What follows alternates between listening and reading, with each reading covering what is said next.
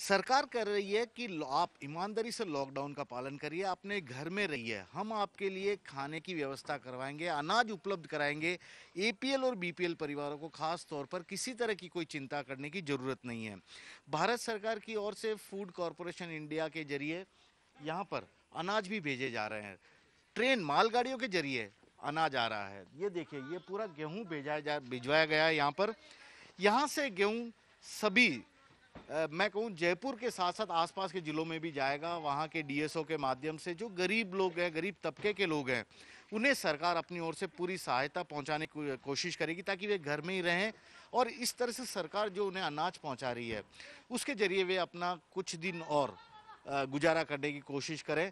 यही कारण है कि यहाँ पर लगातार जो ये भी कोरोना वॉरियर ही हैं। ये देखिए कितनी मेहनत कर रहे हैं आपके लिए।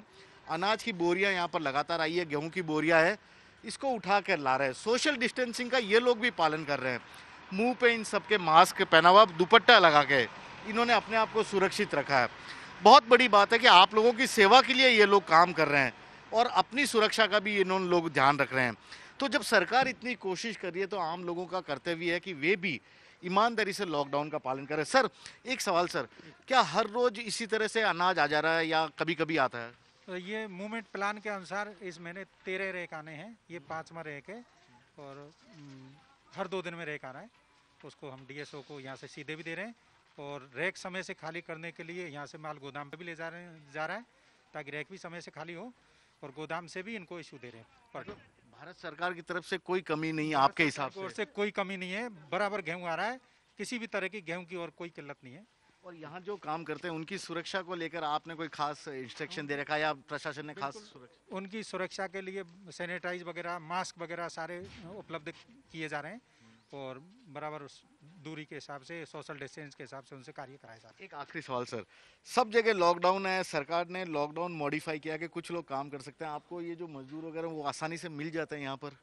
नहीं, इनमें कठिनाई तो हो रही है और जो रोटेट वाइज जो कर रहे हैं उसी हिसाब से काम करवाया जा रहा है। तो ये देखिए, सरकार बहुत अच्छी कोशिश कर रही है, लोगों तक सहायता अपनी ओर से जितना भी हो सक रहा है उसे पहुंचाने की कोशिश कर रही है। सभी सुरक्षित तरीके से यहाँ पर अपना काम कर रहे हैं। तो ऐसे में शायद आपको भी जिम्मेदार नागरिक की भूमिका अदा करनी चाहिए। इसी तरह से सुरक्षित तरीके से अपने घर में रहना चाहिए।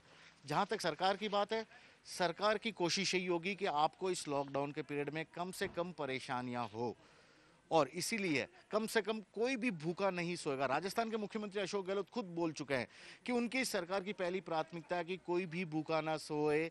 केंद्र सरकार से भी उन्होंने गेहूं और चावल की अतिरिक्त सप्लाई करने की मांग की है एफसीआई के जरिए, क्योंकि एफसीआई के गोदाम में काफ़ी अनाज है।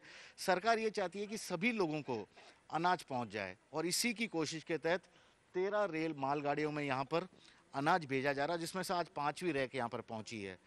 तो ऐसे में आम आदमी को बेफिक्र होकर कम से कम कोरोना महामारी के खत्म होने तक लॉकडाउन के नियम का ईमानदारी से पालन करना ही होगा। कैमरामैन दिनेश कुमावत के साथ श्रीवत्सन, जयपुर न्यूज़ 24।